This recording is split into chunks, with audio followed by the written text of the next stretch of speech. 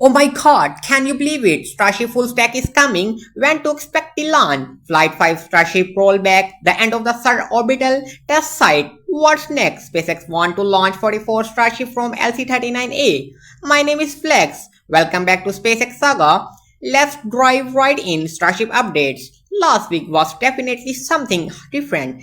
This episode might feel like we have done an update in a month, yet all of this happened in a span of a few days. It was hard. Here, really hard to get all of into one episode, but we pushed through for you. Want to know more? Let's do this. Follow me. We are back at Starbase, where it's clear that SpaceX is cranking up the spacesuit's entirely new year. Seen before level, it's almost too serval to tank. Just think 3 years ago, we are waiting months just all witness of a simple static fire. Now those tests are tuning from static fire to rapid fire. I'm hopeful that soon we are saying the same about launches themselves, and given the speed of recent work, that might to be too fair off. You will even say that SpaceX recently launched a new shape of the Starship program when begins with the rollout of Ship 30 at the beginning of May. These prototypes was moved to Pad B. Typically next expect was Spain Prime followed by two static fire. But this time things played out differently. The test campaign of these prototypes was restarted on the 7th, but we saw was a static fire for a spin prime. It's still hard to still exactly happen. Maybe a new type of the cryogenic test for perhaps an abroad engine test. Regardless, just a day later, the shepherd clause of the peloton of the highway 4 again with a tank from back to life. Follow a quick tank. All 6 engines of Ship 30 roared of life for a new seconds. Yes, SpaceX later confirmed that this test was a success. It seemed the spin primes might me things of past Goon Starship to rapid order fighting just like they did with the booster. So you might think the next step would be to single engine demo ride. Well, do not this time either is once necessary for SpaceX waiting for an outcome of Flight 4 because just 2 days after the test, the prototype was lifted and placed on a transport stand. It was moved back to the production site, the end of the highway of the further work, which likely includes stripping down its tiles. Okay, flicks, but just sounds like a speed up. Ship test campaign where all of this crazy progress when they're talking about. Yeah, that's right. Oh wait, did I mention that Starship 30 left the launch site? The suborbital pad B was practically demolished. Yes, believe it. We are just witnessed the static fire of the Starship upper stage and a gateway to Mars. Crazy right. Back in the day, Starbase had just a single test stand. This pad witnessed by early days of the Starship testing, which more often than not ended in the spectacular. Either the vehicle of the infrastructure itself, the worst of them, however, was the static fire of SN4. Although the test initially seemed successful, issues with the first iteration of the quick disconnect system led to a leak and a massive explosions and completely orbital the pad. This accident led the constructions of the replacement and addition of the second stand. Pads A and Pad B. These pads, while now exactly now for the static fire originally multiple purpose. Early days, every Starship test involved setting up thrust simulators of a pad and conduct tests, traits and the vehicles. It was a labor-intensive process, which is when SpaceX eventually shipped the test of Massey dedicated pad equipped with thrust simulators, but let's not forget pad A and pad B, just for static fire and cryogenic proofs. Did you know that they were actual launch pads too? Between them they spotted then launched from SN5 to the legendary flight of SN15, which demonstrate the water towers just can fly. They can land too. Suborbital pads A and pad B have played by the important role on Starbase historic, but as we look in the future, it's time to move on. While everyone wants expectations and the demonstrations of the suborbital test site, it looked like and really wanted this gain. Obviously, such infrastructure significant move occur without a solid backup place in place.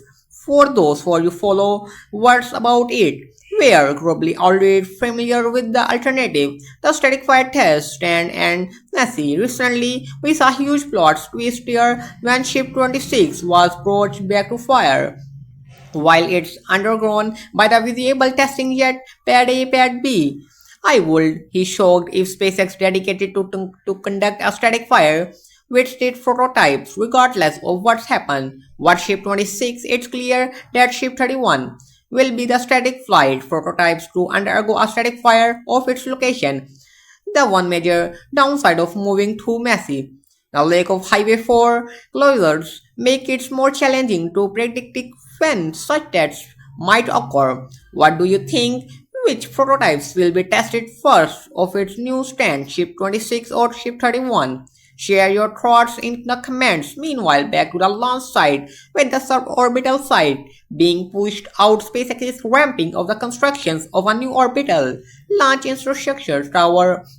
Teams are busy drilling pilings and the distributions of the soil delivered over recent weeks. Initially, it seemed the soil would be usable the ground. However, with it only being a short period, this might not be the case. The positive signs, indication, and the first elements of the second orbital launch site might be cleared out each month, but possibly in a days or weeks. Speaking of this week in shipping, up to the one of the most existing weeks at Starbase of data. Cameroon country was announced road closures for May 13, 15, 17 and 19 and 20. The slot of closures, but why would they need so many? We don't have to guess as the answer is right. Documents itself, the transportation closures will be used to transport the tower segments and currently reside to the port of Brazzaville with 5 closures, and we expect all 5 segments to be transported within the span of a week. It's happening naturally. The proper want heads to try to the launch site since much me there the movement institute. They will likely join the into segments currently being assembled at the Shanghai site. It's incomplete. 7 out of the 9 segments will already be waiting at Starbase. Mostly 7 of 9. Just saying what about the remaining 2? Well, they are still at Robert Road here in Florida. From what we know, work is ongoing on both case sections and a new shorter chopsticks. Once complete, they all be transported via Beggar of a Port Brownville. They might send the site of the directly to the launch site. One of these segments is really quick disconnect on will stack. This is why I anticipate that ill transport might happen sooner rather than later. I'll really expect it to these sections start rolling out. It's gonna be awesome. Back with Ship 30 was witnessing at the last movement of Pad B over the production site. SpaceX engineers were working on the prototypes for flight for Ship 29 and Booster 11 after replacing what seems like hundreds of heads, stills and the upper stage. Finally exited the high bay and took a lengthy ride to Mega Bay 2. Yes, it was moved. There are 2 up space of the return of Ship 30. Initially, it appeared that the title saga would continue, with its workers replacing even more of them, but then there was the unexpected twist. One of the might of 11 May 12 and prototypes left and second Mega Bay and made its way down High 4, arriving at a launch site shortly afterward. The launch is getting close. Now before I tell you about the booster, let's hire and quick from the sponsor. As the owner of SpaceX Saga, I know the importance of having a website too.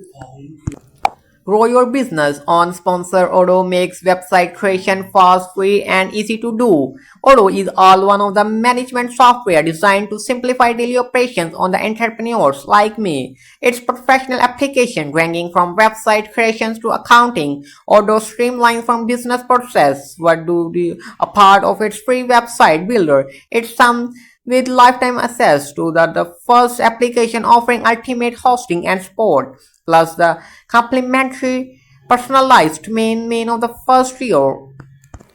After entering the launch site, it went right between Macaliza arms, and within a few hours, it was hoisted onto the OLM booster. The mount itself looks nearly ready for another launch. Was recently its legs and a booster quick disconnect were repeated. This can only they are getting close to the wet dress rehearsal.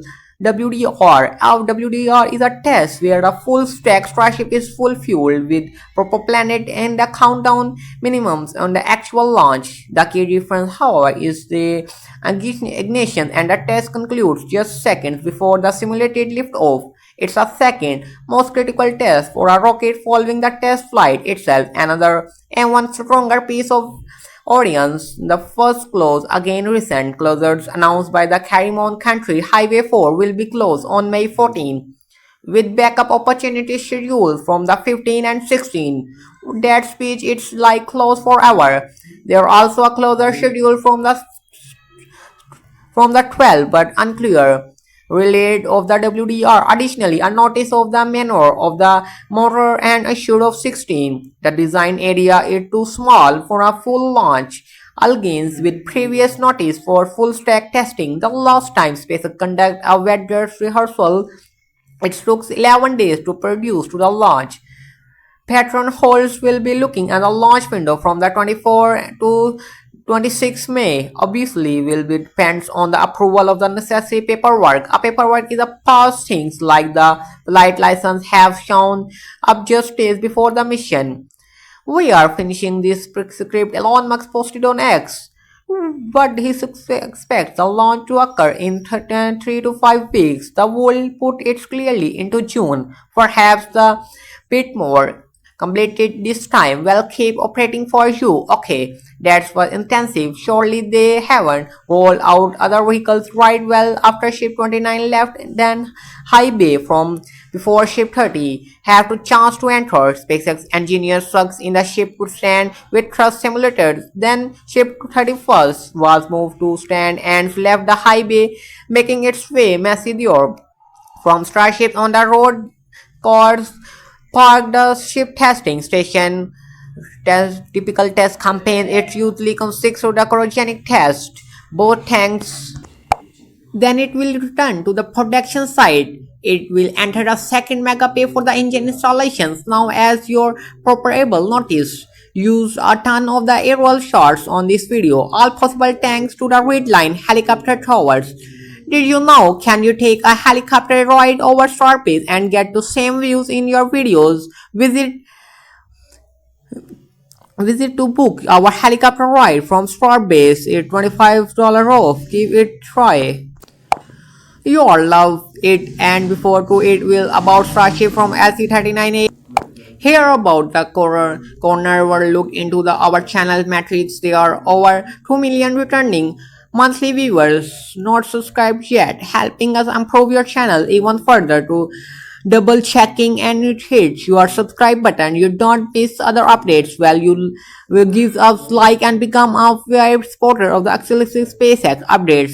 With it, you'll get access to the daily Starbase photo glaciers, including satellites, airfoil around prototype SpaceX progress, and countless of the extra scope and matter you decide to give.